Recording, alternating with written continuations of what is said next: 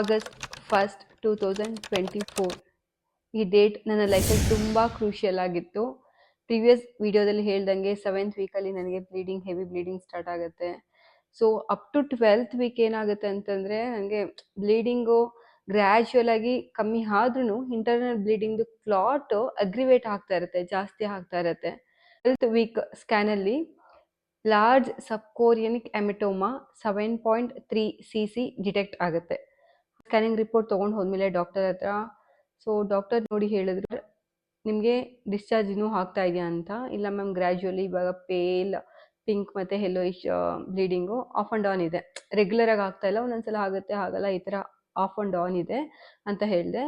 ಅದಾದಮೇಲೆ ಮೇಡಮ್ ಅಂತಂದರು, ಇಲ್ಲ ಇಂಟರ್ನಲಿ ಕ್ಲಾಟ್ ಇದೆ, ಅದಾಗದೇ ರಿಸಾಲ್ವ್ ಆಗ್ಬೋದು, ಇಲ್ಲಾಂದರೆ ಪುನಃ ಕ್ಲಾಟಿಂಗ್ ಆಗೋ ಚಾನ್ಸಸ್ಸು ಇದೆ, but again you need to take rest. ನಾನು ಆಮೇಲೆ ಡಾಕ್ಟರ್ಗೆ ಹೇಳ್ತೀನಿ, ನಾನು PhD ವರ್ಕ್ನ ಪಾಸ್ ಮಾಡಿದ್ದೀನಿ, ಸ್ಟಾಪ್ ಮಾಡಿದ್ದೀನಿ, ಇವಾಗ ನಾನು ರೆಸ್ಯೂಮ್ ಮಾಡಬೇಕು, ಸ್ಟಾರ್ಟ್ ಮಾಡಬೇಕು ಮ್ಯಾಮ್. ಸೊ ಇವಾಗ ಅಟ್ಲೀಸ್ಟ್ ನಾನು ವರ್ಕ್ ಮಾಡ್ಬೋದಾ ಅಂತ ಕೇಳ್ತೀನಿ. ಇಮ್ಮಿಡಿಯೇಟಾಗಿ ಅವ್ರು ಏನು ಮಾಡ್ತಾರೆ ಅಂದರೆ, ನನ್ನ ಪ್ರಿಸ್ಕ್ರಿಪ್ಷನ್ ಲೀಸ್ಟ್ ಏನು ಬರುತ್ತೆ ಅದರಲ್ಲಿ ರೆಸ್ಟ್ ಅನ್ನೋದು ಒಂದು ಪ್ರಿಸ್ಕ್ರಿಪ್ಷನ್ ಥರನೇ ಬರೀತಾರೆ. ಸೊ ಅದ್ರ ಮೇಲೆ ನಾನೇನು ಸಜೆಸ್ಟ್ ಮಾಡೋಕ್ಕಾಗಲ್ಲ. ಆಮೇಲೆ ನಿಮ್ಗೆ ಏನಾದ್ರು ಪ್ರಾಬ್ಲಮ್ ಆಯಿತು ಅಂದರೆ ನಮ್ಮನ್ನೇ ಬಂದು ಬ್ಲೇಮ್ ಮಾಡ್ತೀರಾ, ನೀವೇನು ಮಾಡ್ಬೋದು ಅಂತ ಹೇಳಿದರೆ ಅದಕ್ಕೆ ನಾನು ಮಾಡಿದೆ, ಮತ್ತು ನಿಮ್ಮ ಫ್ಯಾಮಿಲಿಗೂ ಹೇಳಿರ್ತೀರಾ ಡಾಕ್ಟರೇ ಹೇಳಿದ್ದಾರೆ ವರ್ಕ್ ಮಾಡಿ ಅಂತ. ಇವಾಗ ನಾನೇನಾದ್ರು ಪುನಃ ನಿಮ್ಗೆ ಏನಾದ್ರು ಸಜೆಷನ್ ಕೊಟ್ಟರೆ ನೀವು ವರ್ಕ್ ಮಾಡಿ ಅಂತ, ಸೊ ನಿಮ್ದೇನಾದ್ರು ಪ್ರಾಬ್ಲಮ್ ಆಯ್ತು ಅಂದರೆ ನನ್ನನ್ನು ಬ್ಲೇಮ್ ಮಾಡ್ತೀರಾ, ನಾನು ಕಲ್ಪ್ರಿಟ್ ಆಗ್ತೀನಿ, ನನ್ನನ್ನು ಸಿಂಕ್ ಮಾಡ್ತೀರಾ. ನೋ ಸ್ಮಿತಾ, ರೆಸ್ಟ್ ಅಂತ ಅವರ ಪ್ರಿಸ್ಕ್ರಿಪ್ಷನಲ್ಲೇ ಬರೆದ್ರು ನನಗೆ ರೆಸ್ಟ್ ಅಂತ. ಸೊ ನಾನು ಏನು ಮಾಡಬೇಕು ಆ ಮೊಮೆಂಟಲ್ಲಿ? ಬಿಫೋರ್ ದ್ಯಾಟ್ ನಾನು ಇವಾಗ PhD 7th ಇಯರಲ್ಲಿದ್ದೀನಿ. According to the fellowship guidelines, PhD rules and guidelines ಪ್ರಕಾರ 5 years ನಮಗೆ ಫೆಲೋಶಿಪ್ ಬರುತ್ತೆ. ಅಷ್ಟರೊಳಗಡೆ ನಮ್ಮ ವರ್ಕ್ ಮುಗಿಸ್ಕೋಬೇಕು. ಸೊ ನಾವು ಯಾವುದರಲ್ಲಿ ಎನ್ರೋಲ್ ಆಗಿರ್ತೀವಿ, ರಿಜಿಸ್ಟರ್ ಆಗಿರ್ತೀವಿ, ಅವರು 1 year ಎಕ್ಸ್ಟ್ರಾ ನಮಗೆ ಪರ್ಮಿಷನ್ ಕೊಡ್ತಾರೆ ಎಕ್ಸ್ಟೆಂಡ್ ಮಾಡ್ಕೊಳ್ಳೋಕ್ಕೆ ನಿಮ್ಮ PhD ವರ್ಕ್ನ. ಸೊ ನಾನು 6 year ಕೂಡ ಕಂಪ್ಲೀಟ್ ಮಾಡಿಬಿಟ್ಟಿದ್ದೀನಿ. 7th ಇಯರ್ಗೆ ರಿಜಿಸ್ಟರ್ ಮಾಡಿದ್ದೀನಿ, ಒಂದಷ್ಟು ಅಮೌಂಟ್ನ ಫೀಸ್ ಕಟ್ಟಿ ಪುನಃ ರಿಜಿಸ್ಟರ್ ಆಗಬೇಕು, ಅದರಲ್ಲೂ ಸೆಮಿಸ್ಟರ್ ಫೀಸ್ ಕಟ್ಟಬೇಕು. ಸೊ ಇದನ್ನೆಲ್ಲ ಫೀಸ್ ಎಲ್ಲ ಪೇ ಮಾಡಿದ್ದೀನಿ. ಆ್ಯಂಡ್ ಆಲ್ಸೋ ನನ್ನ ಪೇಪರು ಅಕ್ಸೆಪ್ಟೆನ್ಸ್ ಪ್ರೂಫ್ ರೀಡಿಂಗ್ ಅಂತ ಬಂದಿರುತ್ತೆ. ಇಟ್ ಈಸ್ 99% ಅಕ್ಸೆಪ್ಟ್ ಆಗಿದೆ ಅಂತಲೇ ಅರ್ಥ. ಸೊ ಅದಾಗಿದೆ ಅಂತ ಥೀಸಿಸ್ ಕೂಡ ಸಬ್ಮಿಷನ್ ಫೀನು ಕೂಡ ಕಟ್ಬಿಟ್ಟಿದ್ದೀನಿ. ಇಷ್ಟೆಲ್ಲ ಪ್ರೊಸೀಜರ್ ಮಾಡಿದ್ಮೇಲೆ ಓಕೆ, ನಾನು ಇದನ್ನೆಲ್ಲ ಸ್ಟಾಪ್ ಮಾಡಿ ನನ್ನ PhD ವರ್ಕ್ನ ಪಾಸ್ ಮಾಡಿ ನನ್ನ ಬೇಬಿ ಡೆಲಿವರಿ ಆಗಲಿ ಆಮೇಲೆ ನೋಡ್ಕೊಂಡ್ರೆ ಆಯಿತು ಅಂತಂದರೆ ಅಗೇನ್ 8 year ರಿಜಿಸ್ಟ್ರೇಷನ್ ಆಗಬೇಕು, ಸೆಮ್ ಫೀಸ್ ಕಟ್ಟಬೇಕು. ನಾನು ವರ್ಕ್ ಮಾಡ್ತೀನಿ, ವರ್ಕ್ ಮಾಡ್ತಿಲ್ಲ ಅಂತ ಏನೂ ನೋಡಲ್ಲ, ಸೆಮಿಸ್ಟರ್ ಫೀಸ್ ಕಂಪಲ್ಸರಿ ಕಟ್ಟಲೇಬೇಕಾಗುತ್ತೆ. ಎವ್ರಿ 6 month ನಮಗೆ ಫೀಸ್ ಪೇ ಮಾಡಬೇಕಾಗಿರುತ್ತೆ, ಮತ್ತು ಎವ್ರಿ ಇಯರ್ ರಿಜಿಸ್ಟರ್ ಆಗಬೇಕಾಗಿರುತ್ತೆ. ಇಷ್ಟೆಲ್ಲ ಪ್ರೋಸೆಸ್ ಇರುತ್ತೆ. ಡೆಲಿವರಿ ಆದಮೇಲೆ ಮಗು ಮಾಡಿಕೊಂಡು 2025ಅಲ್ಲಿ ಪಾಸಿಬಲ್ ಇದೆಯಾ ಪುನಃ ನಾನು ಕಂಟಿನ್ಯೂ ಮಾಡೋಕ್ಕೆ? ಆ್ಯಂಡ್ ನನ್ನ ಸಬ್ಜೆಕ್ಟ್ ಮೇಲೆ ನನಗೆ ಎಷ್ಟು ಓಲ್ಡ್ ಇರುತ್ತೆ ಇನ್ನೂ ಎಲ್ಲ, ಮತ್ತು ಅದೇ ಇಂಟ್ರೆಸ್ಟ್ ಇರುತ್ತೆ ನನಗೆ, ಇದೆಲ್ಲ ಮ್ಯಾಟರ್ ಕೂಡ ಆಗುತ್ತೆ. ಆ್ಯಂಡ್ ಫಿಸಿಕಲ್ ರೆಸ್ಟ್ಗೋಸ್ಕರ ಮೆಂಟಲ್ ಬರ್ಡನ್, PhD ಅನ್ನೋ ಮೆಂಟಲ್ ಬರ್ಡನ್ನಿಂದ ನಾನು ಸಫರ್ ಮಾಡೋಕ್ಕಾಗಲ್ಲ. ಸೊ ನನಗೆ ಈ ಮೊಮೆಂಟಲ್ಲಿ ಎರಡೂ ಕೂಡ ತುಂಬ ಕ್ರೂಷಿಯಲ್. ಸೊ ಇವಾಗ ಏನು ಮಾಡ್ತೀನಿ ಅಂತ ನಾನು ಯಾರಿಗೂ ಏನು ಹೇಳಲ್ಲ. ನನ್ನ ಹಸ್ಬೆಂಡ್ಗೆ ಬಿಟ್ಟರೆ, ನನ್ನ ಗೈಡ್ಗೆ ಆಗಿರ್ಬೋದು, ನಮ್ಮ ಫ್ಯಾಮಿಲಿಗೆ ಆಗಿರ್ಬೋದು, ಯಾರಿಗೂ ಕೂಡ ಪುನಃ ರೆಸ್ಟ್ ಹೇಳಿದ್ದಾರೆ. ಸೊ ನಾನು ರೆಸ್ಟ್ ತೊಗೋಬೇಕು ಅಂತ ಯಾರಿಗೂ ಹೇಳಲ್ಲ.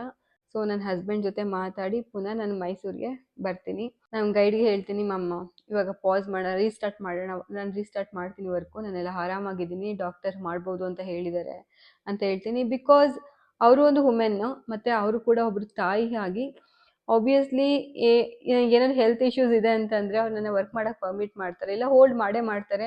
ಇಲ್ಲ ನಮ್ಮ ಮೇಲೆ ಎಲ್ಲ ಕ್ಲಿಯರ್ ಆದಮೇಲೆ ಸ್ಮಿತಾ ನೀನು ಕಂಟಿನ್ಯೂ ಮಾಡ್ಬೋದು ಅಂತ ಹೇಳ್ತಾರೆ. ಸೊ ಅದಕ್ಕೋಸ್ಕರ ನಾನು ಏನು ಮಾಡಿದೆ, ಅವ್ರಿಗೂ ಕೂಡ ನಾನು ರಿವೀಲ್ ಮಾಡಲ್ಲ ಪುನಃ ನಾನು ರೆಸ್ಟಲ್ಲಿ ಇರಬೇಕು ಅಂತ. ದೇವ್ರ ಮೇಲೆ ಭಾರ ಹಾಕಿ ನಾನು ನನ್ನ ವರ್ಕ್ನ ಸ್ಟಾರ್ಟ್ ಮಾಡಿಕೊಂಡೆ. ಸೊ ನಾನು ಹೋದ್ಮೇಲೆ ಇಂಪಾರ್ಟೆಂಟಾಗಿ ನನಗೆ ಒಂದಷ್ಟು ಅಡ್ವಾಂಟೇಜಸ್ ಏನಂತಂದರೆ, ನನಗೆ ಹೋದ ತಕ್ಷಣ ಒಂದು ಹಾಸ್ಟೆಲ್ ಫೆಸಿಲಿಟಿ ಸಿಕ್ತು. ಸೊ ನಾನು ಅಲ್ಲಿ ಕ್ವಾರ್ಟರ್ಸಲ್ಲಿದ್ದೆ, ಡ್ರಾಪ್ ಮಾಡಿದೆ 2 year because of some reason. So ಪುನಃ ನನಗೆ ಹಾಸ್ಟೆಲ್ ಫೆಸಿಲಿಟಿ ಸಿಕ್ತು. ಹಾಸ್ಟೆಲಲ್ಲಿ ಗ್ರೌಂಡ್ ಫ್ಲೋರಲ್ಲೇ ನನಗೆ ರೂಮ್ನ ಅಲಾಟ್ ಮಾಡ್ತಾರೆ. ಸೊ ಅದೊಂದು ಅಡ್ವಾಂಟೇಜ್ ಆಯಿತು. ಸೊ ಹೋಗಿ ನಾನು ಹಾಸ್ಟೆಲಿಗೆ ಹೋಗ್ತೀನಿ, ಪುನಃ ನಾನು ವರ್ಕ್ನ ರೀಸ್ಟಾರ್ಟ್ ಮಾಡ್ತೀನಿ. ಬಟ್ ವರ್ಕ್ ರೀಸ್ಟಾರ್ಟ್ ಮಾಡೋಕ್ಕಿಂತ ಮುಂಚೆ ಒಂದಷ್ಟು ಚಾಲೆಂಜಸ್ನ ನಾನು ಫೇಸ್ ಮಾಡಬೇಕಾಗಿತ್ತು. ಏನು ಚಾಲೆಂಜಸ್ ಅಂತಂದರೆ, ನಾನು ಬೆಡ್ ರೆಸ್ಟಲ್ಲಿ ಇದ್ದೆ ಅಲ್ವಾ, ಬೆಡ್ ರೆಸ್ಟಲ್ಲಿ ಇದ್ದಾಗ ನನ್ನ ಮಸಲೆಲ್ಲ ತುಂಬ ರಿಜಿಡ್ ಆಗಿತ್ತು. ಮೇನ್ ಆಗಿ ನನಗೆ ಆ ಪೆಲ್ವಿಕ್ ಮಸಲ್ ಇದೆಯಲ್ಲ ಅದು ತುಂಬಾ ಪೇನ್ ಅಂತ ಅನ್ನಿಸ್ತಾ ಇತ್ತು, ಮತ್ತೆ ತುಂಬಾ ರಿಜಿಡ್ ಆಗಿತ್ತು, ತುಂಬಾ ಒಂಥರ ಈಸಿಯಾಗಿ ಮೂಮೆಂಟ್ ಮಾಡಕ್ ಆಗ್ತಾ ಇಲ್ಲ. ಮತ್ತೆ ನನ್ನ ಹತ್ರ ತೊಡೆ ಹತ್ರ ಎಲ್ಲ, ತೈ ಹತ್ರ ಎಲ್ಲ ತುಂಬಾ ಕ್ರ್ಯಾಂಪ್, ಮಸಲ್ ಕ್ರ್ಯಾಂಪ್ ಇತ್ತು. ಮತ್ತೆ ಬಾಡಿ ತುಂಬಾ ಟಯರ್ಡ್ ಫೀಲ್ ಆಗ್ತಾ ಇತ್ತು. ಮತ್ತೆ ತುಂಬಾ ಬ್ಲೀಡಿಂಗ್ ಆಗಿದ್ರಿಂದ HB ಲೆವೆಲ್ಲು ತುಂಬಾ ಡೌನ್ ಇತ್ತು. ತುಂಬಾ ಸುಸ್ತಾಗೋದು, ಟಯರ್ಡ್ ಆಗೋದು, ಈ ಥರ ಎಲ್ಲ ತುಂಬ ಫೀಲ್ ಆಗ್ತಾ ಇತ್ತು. ಪ್ರೊಜೆಸ್ಟಿರಾನ್ ಸಪ್ಲಿಮೆಂಟ್ಸ್ ನಾನು ತೊಗೊತಿರೋದು ಮೇನ್ ಡ್ರಾಬ್ಯಾಕು, ಸೈಡ್ ಎಫೆಕ್ಟ್ಸ್ ಏನಂತಂದರೆ ತುಂಬ ಸ್ಲೀಪಿ ಫೀಲ್ ಆಗುತ್ತೆ, ಡ್ರೌಸಿ ಫೀಲ್ ಆಗುತ್ತೆ, ಸುಸ್ತು ಆಗುತ್ತೆ, ಮೂಡ್ ಸ್ವಿಂಗ್ ಅಂತೂ ತುಂಬ ಇರುತ್ತೆ. ಸೊ ಇಷ್ಟಿತ್ತು. ಸಡನ್ನಾಗಿ ನೀನು ಬೆಡ್ ರೆಸ್ಟ್ ಮಾಡಿಕೊಂಡು ಪುನಃ ನೀವು ವರ್ಕ್ ರೀಸ್ಟಾರ್ಟ್ ಮಾಡು ಅಂತಂದರೆ it is not that possible. ತುಂಬ ಕಷ್ಟ ಇತ್ತು.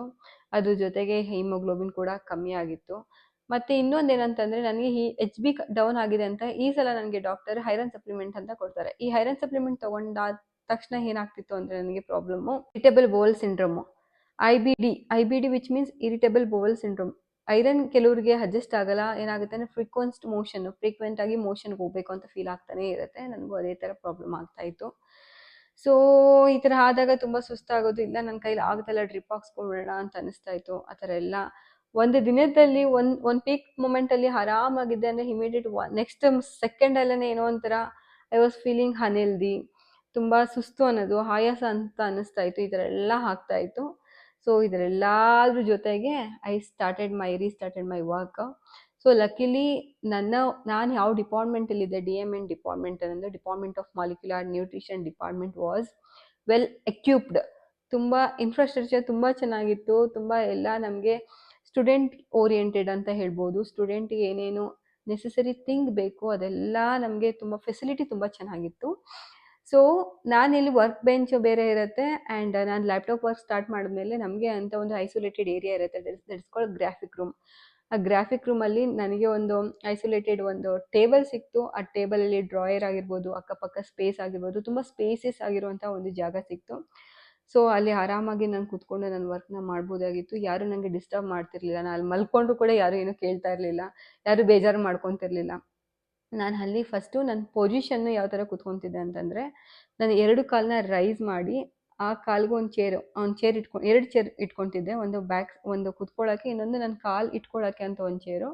ಬ್ಯಾಕ್ ಸೈಡ್ ಸಪೋರ್ಟ್ಗೆ ಒಂದು ಪಿಲ್ಲೋ ಇಟ್ಕೊತಿದ್ದೆ ಆ್ಯಂಡ್ ಆಲ್ಸೋ ನನ್ನ ಕಾಲು ಕೆಳಗಡೆ ನನ್ನ ಹೊಟ್ಟೆ ಮೇಲ್ಗಡೆ ಒಂದು ಪಿಲ್ಲೋ ಇಟ್ಕೊಂಡು ಅದ್ರ ಮೇಲೆ ಲ್ಯಾಪ್ಟಾಪ್ ಇಟ್ಕೊಂಡು ನಾನು ವರ್ಕ್ ಮಾಡ್ತಿದ್ದೆ. ಬಿಕಾಸ್ ಪೆಲ್ವಿಕ್ ಮಸಲ್ಗೆ ಪ್ರೆಷರ್ ಬೀಳಬಾರ್ದಲ್ವಾ. ಸೊ ರೆಸ್ಟ್ ಮೋಡಲ್ಲೇ ಇದ್ಕೊಂಡು ವರ್ಕ್ ಮಾಡೋಕ್ಕೆ ಸ್ಟಾರ್ಟ್ ಮಾಡಿದೆ. ಟಯರ್ಡ್ ಆಯಿತು, ನಿದ್ದೆ ಬಂತು ಅಂದರೆ ಅಲ್ಲೇ ಈ ಥರ ಮಲ್ಕೊತಾ ಇದ್ದೆ.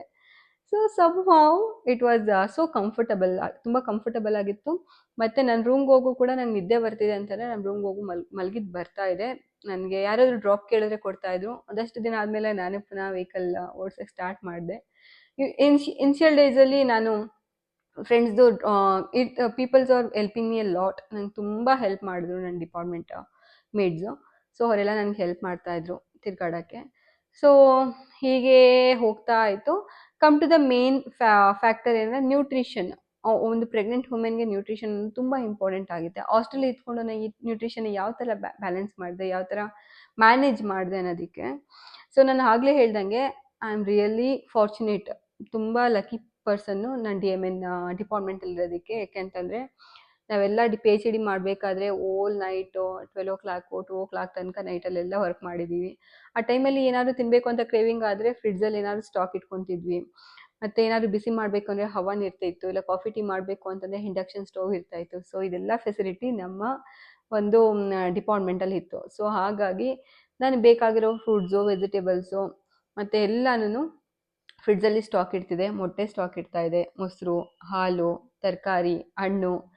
ತರಕಾರಿ ಏನು ಇಡ್ತಿದೆ ಅಂದರೆ ಸೌತೆಕಾಯಿ ಮತ್ತು ಕ್ಯಾರೆಟ್, ಇದನ್ನು ಸ್ಟಾಕಲ್ಲಿ ಇಟ್ಕೊತಿದ್ದೆ. ಮತ್ತು ನಾನು ವರ್ಕ್ ಮಾಡ್ತಾಯಿದ್ದ ಪ್ಲೇಸಲ್ಲಿ ಏನಿರುತ್ತೆ, ನಟ್ಸ್ಗಳು, ಡ್ರೈ ಫ್ರೂಟ್ಸು, ಬಾದಾಮಿ, ಪಿಸ್ತಾ, ಗೋಡಂಬಿ, ದ್ರಾಕ್ಷಿ, ಮತ್ತು ಡೇಟ್ಸು, ಖರ್ಜೂರ, ಅಂಜೂರ, ಅದ್ರ ಜೊತೆಗೆ ಓಟ್ಸು, ಗ್ರ್ಯಾನ್ಯುಲಾ ಅಂತ ಬರುತ್ತೆ. ಸೊ ಅದನ್ನೆಲ್ಲ, ಕಡಲೆಕಾಯಿ ಬೀಜ, ಇದನ್ನೆಲ್ಲ ಒಂದು ಕಡೆ ಇಟ್ಕೊತಿದ್ದೆ. ಮತ್ತು ವಾಟರ್ ಫಿಲ್ ಮಾಡ್ಕೊಂಡು ಇಟ್ಕೊತಿದ್ದೆ. ಇದೆಲ್ಲ ನನ್ನ ವರ್ಕ್ ಬೆಂಚಲ್ಲಿ ಇರ್ತಿತ್ತು. ಸೊ ಒಂದು ಪ್ರೆಗ್ನೆಂಟ್ ವುಮನಿಗೆ ಬೇಕಾಗಿರೋದು main 2 important protein nutrition, that is protein ಮತ್ತು ಫೈಬರು. ಫೈಬರ್ ಏನಕ್ಕೆ ಅಂತಂದರೆ ಮೇನ್ ಇಂಪಾರ್ಟೆಂಟ್ಲಿ ಕಾನ್ಸ್ಟಿಪೇಷನ್ ಪ್ರಾಬ್ಲಮ್ ಆಗುತ್ತೆ ಪ್ರೆಗ್ನೆನ್ಸಿಲಿ. ಸೊ ಅದಕ್ಕೋಸ್ಕರ ಫೈಬರು ಇಂಟ್ಯಾಕ್ಟ್ ಆಗಿರಬೇಕು. And also protein unnecessary craving ಆಗ್ತಾ ಇರುತ್ತೆ. ಏನಾದ್ರು ತಿನ್ಬೇಕು ಅಂತ ಪದೇ ಪದೇ ಕ್ರೇವಿಂಗ್ ಆಗ್ತಾ ಇರುತ್ತೆ. ಸೊ ನೀವು ತಿನ್ನೋ ಡಯಟಲ್ಲಿ ಪ್ರೋಟೀನ್ ಪ್ರಾಪರ್ ಆಗಿತ್ತು ಅಂತಂದರೆ ಆ ಕ್ರೇವಿಂಗು ಆಗೋದಿಲ್ಲ. ಸೊ ಪ್ರೋಟೀನ್ ಮತ್ತು fibre this are very essential nutrition. ಯಾಕೆ ನಾನು ಸ್ಟ್ರೆಸ್ ಮಾಡಿ ಹೇಳಲ್ಲ ಕಾರ್ಬೋಹೈಡ್ರೇಟು ಫ್ಯಾಟ್ ಬಗ್ಗೆ ಅಂತಂದರೆ, ಬೈ ಡಿಫಾಲ್ಟ್ ಇನ್ಎವಿಟಬಲಿ ನಾವು ತಿನ್ನೋ ಫುಡ್ಡಲ್ಲಿ ಕಾರ್ಬೋಹೈಡ್ರೇಟು ಫ್ಯಾಟು ರಿಚ್ ಆಗಿದ್ದೇ ಇರುತ್ತೆ. ಎಣ್ಣೆ ಯೂಸ್ ಮಾಡಿರ್ತೀವಿ, ಕಾಬ್ಸು, ರೈಸು, ರಾಗಿ ಮುದ್ದೆ, ಚಪಾತಿ, ಇದರಲ್ಲೆಲ್ಲ ಕಾಳುಗಳಲ್ಲಿ ಇದರಲ್ಲೆಲ್ಲದ್ರಲ್ಲೂ ಫ್ಯಾಟು ಮತ್ತು ಕಾರ್ಬೋಹೈಡ್ರೇಟ್ಸ್ ಇರುತ್ತೆ. ಅದ್ರ ಬಗ್ಗೆ ಸ್ಟ್ರೆಸ್ ಮಾಡೋ ಅವಶ್ಯಕತೆ ಇಲ್ಲ. ಬಟ್ ಎಲ್ಲಿ ಲ್ಯಾಕ್ ಆಗಿರುತ್ತೆ ಮೇನ್ ಆಗಿ ಅಂದರೆ ಪ್ರೋಟೀನ್ ಮತ್ತು ಫೈಬರ್ ಬಂದಾಗ ಲ್ಯಾಕ್ ಆಗಿರುತ್ತೆ. ಅದ್ರ ಬಗ್ಗೆ ನಾವು ಸ್ಟ್ರೆಸ್ ಮಾಡಲೇಬೇಕಾಗುತ್ತೆ.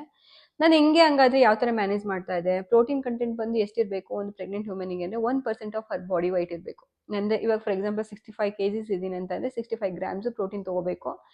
ಆ್ಯಂಡ್ ಫೈಬರ್ ಬಂದು 25 to 30 ಗ್ರಾಮ್ಸ್ ಆಫ್ ಫೈಬರು ಅವಶ್ಯಕತೆ ಇರುತ್ತೆ. ನಾನು ಹೆಂಗೆ ಮ್ಯಾನೇಜ್ ಮಾಡ್ತಾ ಇದ್ದೆ ಹಾಗಾದರೆ, ಸೊ ನಾನು ಆಗಲೇ ಹೇಳಿದಾಗೆ ಅರ್ಲಿ ಮಾರ್ನಿಂಗ್ ಎದ್ದ ತಕ್ಷಣ ನನ್ನ ಕಂಫರ್ಟ್ ಫುಡ್ ಇಡ್ಲಿ ಮತ್ತು ದೋಸೆ.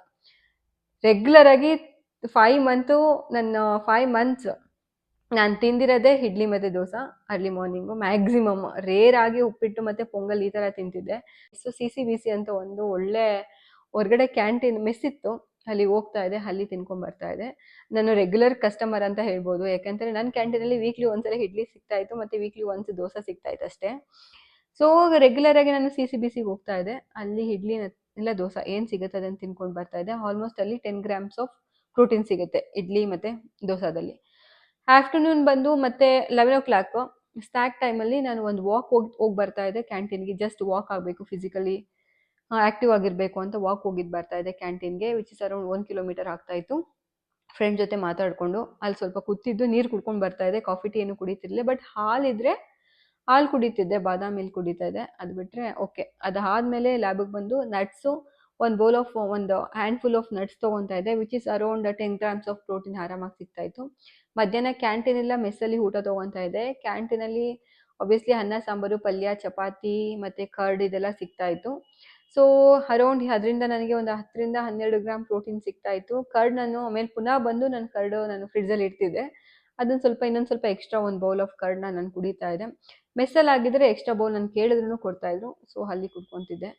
ಸೊ ಇದು ಆಫ್ಟರ್ನೂನ್ ಅರೌಂಡ್ ಮ್ಯಾನೇಜ್ ಮಾಡ್ತಾಯಿದ್ದೆ. ಎಷ್ಟು 10 ರಿಂದ ಒಂದು 12 ಗ್ರಾಮ್ಸ್ ಆಫ್ ಪ್ರೋಟೀನ್ ಸಿಗ್ತಾಯಿತ್ತು. ಈವ್ನಿಂಗು 2 ಎಗ್ಗು ಬಾಯ್ಲ್ ಮಾಡ್ಕೊತಿದ್ದೆ. ನನ್ನ ಲ್ಯಾಬಲ್ಲೇ ಹೀಟರ್ ಇತ್ತು, ಸೊ ಇಂಡಕ್ಷನ್ ಯೂಸ್ ಮಾಡಿಕೊಂಡು ನಾನು 2 ಎಗ್ ಬಾಯ್ಲ್ ಮಾಡಿಕೊಂಡು ಈವ್ನಿಂಗ್ ತಿಂತಾಯಿದ್ದೆ. ಅದ್ರ ಜೊತೆಗೆ ಆ್ಯಂಡ್ ನೈಟು ಡಿನ್ನರು ಕ್ಯಾಂಟೀನ್ ಇಲ್ಲ ಪುನಃ CCBC ಹೋಗ್ತಾಯಿದ್ದೆ. ಕ್ಯಾಂಟೀನಲ್ಲಿ ಚಿಕನಲ್ಲಿ ಮೆಸ್ಸಲ್ಲಿ ಯಾವಾಗ ಚಿಕನ್ ಮಾಡಿರ್ತಾರೆ ಆವಾಗ ಚಿಕನ್ ವೀಕ್ಲಿ 3 days ಅಂದು ಚಿಕನ್ ಕಂಪಲ್ಸರಿ ಇರ್ತಿತ್ತು. ಸೊ ನಾನು ಅಲ್ಲಿ ಚಿಕನ್ ತೊಗೊತಾ ಇದ್ದೆ. ಅದು ಚಿಕನಲ್ಲಿ 100 ಗ್ರಾಮ್ಸ್ ಕೊಡ್ತಾಯಿದ್ರು, ಮಿನಿಮಮ್ 100 ರಿಂದ 150 ಗ್ರಾಮ್ಸ್ ಇರ್ತಿತ್ತು. 25 to 30 ಏನೂ ಪ್ರಾಬ್ಲಮ್ ಇಲ್ಲ, ಆರಾಮಾಗಿ ಸಿಗ್ತಾಯಿತ್ತು. 25 ಗ್ರಾಮ್ಸ್ ಆಫ್ ಪ್ರೋಟೀನ್ ಸಿಗ್ತಾಯಿತ್ತು. ಇಲ್ಲ ಅಂತಂದರೆ ನಾನು CCBCಗೆ ಹೋಗ್ತಾ ಇದ್ದೆ, ಪುನಃ ಇಡ್ಲಿ ದೋಸೆ. ನನಗೆ ಅದೇ ಕಂಫರ್ಟಬಲ್ ಆ್ಯಕ್ಚುಲಿ ಇದ್ದಿದ್ದು, ಇಡ್ಲಿ ಇಲ್ಲ ದೋಸೆ. ನನಗೆ ಆಯಿಲಿ ಫುಡ್ಡು ಈ ಥರ ಎಲ್ಲ ಆಗ್ತಾ ಇರಲಿಲ್ಲ, ಅದೆಲ್ಲ ಈಸಿಯಾಗಿ ಡೈಜೆಸ್ಟ್ ಆಗ್ತಿರ್ಲಿಲ್ಲ. ಸೊ ಪುನಃ CCBCಗೆ ಹೋಗಿ ಇಡ್ಲಿ ಇಲ್ಲ ದೋಸೆ ಏನು ಸಿಗುತ್ತೆ ಅದನ್ನ ತಿಂತಾ ಇದ್ದೆ. ಪುನಃ ನೈಟ್ ಬಂದು ಹಾಲು ಇಟ್ಕೊತಿರ್ತಿದ್ದೆ. ನಾನು ನೈಟು 2 o'clock ತನಕ ವರ್ಕ್ ಮಾಡ್ತಾ ಇದ್ದೆ. 12 to 2 o'clock ನಾನೇ ಎಷ್ಟೋ ದಿನ ಲಾಸ್ಟಲ್ಲಿ ಕೀ ಸಬ್ಮಿಟ್ ಮಾಡಿರೋದು ನಾನೇ ಆಯಿತಾ. ಸೊ 2 o'clock ತನಕ 12 o'clock ತನಕನೂ ವರ್ಕು ನಾನು ಲ್ಯಾಬಲ್ಲಿ ಮಾಡಿದ್ದೀನಿ. ಸೊ ಆ ಟೈಮಲ್ಲಿ ಹಾಲು ಕುಡಿಯೋಕ್ಕೆ ಅಂತಲೇ ಹಾಲು ಇಟ್ಕೊತಿದ್ದೆ. ಸೊ ಅದು 250 ml 200-250 ml ಹಾಲು ಕುಡಿತಾ ಇದೆ. So which is around 10 grams of protein. Total all day 65 ಇಂದ 75 ಗ್ರಾಮ್ಸ್ ಆಫ್ ಪ್ರೋಟೀನ್ ನಂಗೆ ಆರಾಮಾಗಿ ಸಿಗ್ತಾಯಿತ್ತು. ಫೈಬರ್ ಪಾರ್ಟು ನಾನು ಮಾಮೂಲಿ ಹಣ್ಣಲ್ಲಿ ಚೂಸ್ ಮಾಡ್ತಾ ಇದ್ದೆ.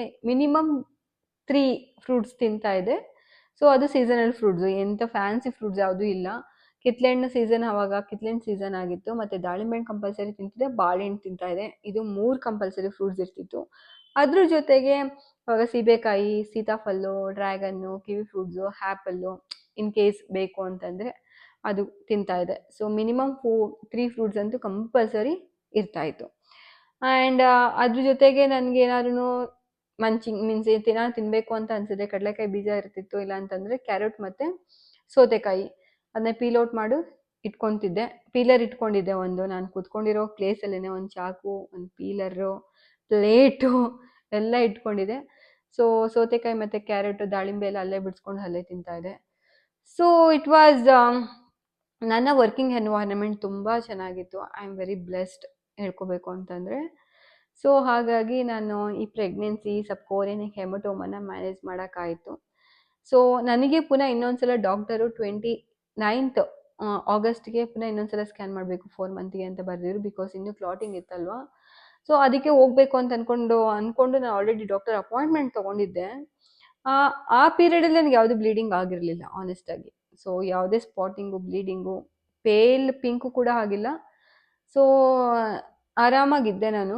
ಬಟ್ ಅವತ್ತು ನಾನು ಹೋಗ್ಬೇಕಿತ್ತಲ್ವಾ ಸ್ಕ್ಯಾನಿಂಗ್ಗೆ, ಆವತ್ತಿನ ದಿನ ನನಗೆ ಲೈಟಾಗಿ ಸ್ಪಾಟಿಂಗ್ ಆಯಿತು. ನಂಗೆ ಪುನಃ ಭಯ ಆಯಿತು ಏನಾಗ್ತಿದೆ ಅಂತ.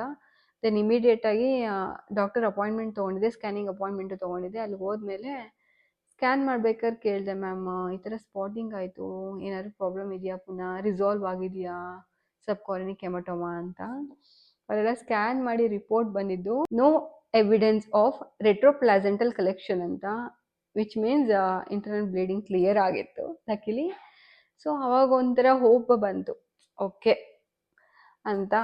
ದೆನ್ ನಾನು ಅವಾಗ ಕೇಳಿದೆ ಮ್ಯಾಮ್ಗೆ, ಮ್ಯಾಮ್ ಸೊ ಇವಾಗೇನು ಪ್ರಾಬ್ಲಮ್ ಇಲ್ಲ ಅಲ್ವಾ ಅಂತ ಅಂದೆ. ಇಲ್ಲ ಸ್ಮಿತಾ, ಏನೂ ಪ್ರಾಬ್ಲಮ್ ಇಲ್ಲ, ಡೋಂಟ್ ವರಿ. ಇವಾಗ ನೀವು ಆರಾಮಾಗಿ ಸ್ಲೋಲಿ ಮೆಡಿಟೇಷನ್ ಮಾಡೋದು, ಬ್ರೀತಿಂಗ್ ಎಕ್ಸಸೈಸ್ ಮಾಡೋದು ಮತ್ತು ಸ್ಟ್ರೆಚಿಂಗ್ ಎಕ್ಸಸೈಸ್ ಎಲ್ಲ ಮಾಡಿ ನೀವು ಮಸಲ್ ಎಲ್ಲ ನಾನು ಹೇಳಿದೆ ಆವಾಗಲೂ ನನಗೆ ಸ್ವಲ್ಪ ಪೆಲ್ವಿಕ್ ಮಸಲ್ಲು ಸ್ವಲ್ಪ ರಿಜಿಡ್ ಅಂತ ಫೀಲ್ ಆಗ್ತಾಯಿತ್ತು. ಸ್ವಲ್ಪ ಸ್ಟ್ರೆಚಿಂಗ್ ಎಕ್ಸಸೈಸ್ ಸ್ಟಾರ್ಟ್ ಮಾಡ್ಕೊಳ್ಳಿ, ಅದೆಲ್ಲ ರಿಲ್ಯಾಕ್ಸ್ ಆಗುತ್ತೆ. ಬ್ರೀತಿಂಗ್ ಎಲ್ಲ ಮಾಡಿ ಮೆಡಿಟೇಷನ್ ಮಾಡಿ ನಿಮ್ಮ ಡೆಲಿವರಿಗೆ ಈಸಿ ಆಗುತ್ತೆ. ಕೀಪ್ ಯುವರ್ ಮೈಂಡ್ ಕಾಮ್ ಅಂತ. ಮತ್ತು ಪ್ರೊಜೆಸ್ಟಿರಾನ್ ಸಪ್ಲಿಮೆಂಟ್ಸ್ ಏನಿದೆ ಅದನ್ನು ಸ್ವಲ್ಪ ಕಮ್ಮಿ ಮಾಡಿದ್ರು, ರೆಡ್ಯೂಸ್ ಮಾಡಿದ್ರು. ಗ್ರ್ಯಾಜುಯಲಿ ನಂದು ಪ್ರೊಜೆಸ್ಟಿರಾನ್ ಸಪ್ಲಿಮೆಂಟ್ಸು ಒಂದು 6 ಮಂತ್ ಅರೌಂಡ್ ಆಗೋ ತನಕ ಕಂಪ್ಲೀಟಾಗಿ ಕಮ್ಮಿ ಮಾಡಿದ್ರು. ಸೊ ಆಮೇಲೆ ಹೇಳಿದೆ, ಮ್ಯಾಮ್ ಸ್ಟಾಪ್ ಮಾಡೋಕ್ಕಾಗಲ್ವ ಈ ಪ್ರೊಜೆಸ್ಟಿರಾನ್ ಸಪ್ಲಿಮೆಂಟ್ಸು, ನಾನು ಇನ್ ಕೇಸ್ ನನ್ನ ಪ್ರೆಗ್ನೆಂಟ್ ವುಮೆನಿಗೆ ಪ್ರೊಜೆಸ್ಟಿರಾನ್ ಎಷ್ಟು ಬೇಕೋ ಅಷ್ಟು ಅವಶ್ಯಕತೆ ನನ್ನ ಬಾಡಿಲಿದೆ ಅಂತಂದರೆ, ಸೊ ಕಮ್ಮಿ ಅದು ಏನು ಬ್ಲಡ್ ಟೆಸ್ಟ್ ಮಾಡಿದಾಗ ಏನಾದರೂ ಆಪ್ಟಿಮಮ್ ಆಗಿದೆ ಅಂತಂದರೆ can we reduce or can we stop this ಅಂತ, ನಿಮ್ಗೆ ಸ್ವಲ್ಪ ಸೈಡ್ ಎಫೆಕ್ಟ್ ಆಗ್ತಾ ಇದೆ ಇದರಿಂದ ಅಂತ ಅನಾಲಿಸಿಸ್ಗೆ ಅವರು ಬರ್ಕೊಟ್ರು. ದೆನ್ ಪ್ರೊಜೆಸ್ಟಿರಾನ್ ಅನಾಲಿಸಿಸ್ ಮಾಡಿದ್ವಿ. ಆವಾಗ ನನಗೆ ಎಷ್ಟು ಬೇಕಷ್ಟು ಪ್ರೊಡಕ್ಷನ್ ಆಗ್ತಾಯಿತ್ತು. She gave only 1 tablet day, at least sustain 200 daily ತೊಗೊಳ್ಳಿ, ಎಂಡ್ ತನಕನೂ ಒಂದೇ ಒಂದು ತೊಗೊಳ್ಳಿ. ಅದ್ರ ಜೊತೆಗೆ ಪ್ರೊಜೆಸ್ಟಿರಾನ್ ಇಂಪ್ರೂವ್ ಆಗೋಂಥ ಕೆಲವೊಂದು ಫುಡ್ಡು ನೀವು ತೊಗೋಬೇಕಾಗುತ್ತೆ ಅಂತ ಹೇಳಿದ್ರು. ಸರಿ ಆಯ್ತಂತ ಅಂದ್ಬಿಟ್ಟು ದೆನ್ ಫೈನಲಿ ಸೆಪ್ಟೆಂಬರ್ 26ಗೆ PTC ಕೊಟ್ಟೆ. ಅದಾದ 3 ಮಂತಿಗೆ ಒಂದು ಥೀಸಿಸ್ ಕೂಡ ಸಬ್ಮಿಟ್ ಮಾಡಿದೆ. ಇನ್ ಬಿಟ್ವೀನ್ ಒಂದು ಪೇಪರು ಕೂಡ ಬರೆದೆ. ಇಷ್ಟೆಲ್ಲ ನಾನು ಹಾಸ್ಟೆಲಲ್ಲಿ ಇದ್ಕೊಂಡು ಇಷ್ಟೆಲ್ಲ ಕೆಲಸ ಮುಗಿಸಿದೆ. ನವೆಂಬರ್ 27ಗೆ ನವೆಂಬರ್ ಎಂಡಿಂಗ್ಗೆ ನನ್ನ ಮ್ಯಾಮ್ಗೆ ನಾನು ಥೀಸಿಸ್ನ ಸಬ್ಮಿಟ್ ಮಾಡಿ ಬಂದಿದ್ದೆ. ಬಿಕಾಸ್ ಅವ್ರು ಕರೆಕ್ಷನ್ ಮಾಡಬೇಕಿತ್ತು. ಇನ್ನೇನಾದರೂ ಸಜೆಷನ್ ಇದ್ದರೆ ಇಂಪ್ಲಿಮೆಂಟ್ ಮಾಡಬೇಕು ಅಂತಂದು ಹೇಳಿ ನಾನು ಮನೆಗೆ ಹೋಗಿ ಅಲ್ಲಿ ಕರೆಕ್ಷನ್ ಮಾಡಿಕೊಡ್ತೀನಿ ಅಂದ್ಬಿಟ್ಟು ಒಂದು ರಫ್ ಕೊಟ್ಟು ಬಂದಿದ್ದೆ ನಾನು ಮ್ಯಾಮ್ಗೆ. ಸೊ ಅವರು ಅಲ್ಲಲ್ಲೇ ಕರೆಕ್ಟ್ ಮಾಡಿ ನನಗೆ ರಿವ್ಯೂ ಮಾಡ್ತಾಯಿದ್ರು, ಇದೆಲ್ಲ ಕರೆಕ್ಷನ್ ಆಗಬೇಕು ಅಂತ. ಅದೆಲ್ಲ ಮಾಡಿ ಫೈನಲಿ ಡಿಸೆಂಬರ್ 27th ನನ್ನ ಥೀಸಿಸ್ ಸಬ್ಮಿಟ್ ಮಾಡಿದೆ. January 18th ನನ್ನ ಮಗ ಹುಟ್ಟ. And again after May 22nd ನಂದು ಡಾಕ್ಟ್ರೇಟ್ ಅವಾರ್ಡ್ ಆಯಿತು.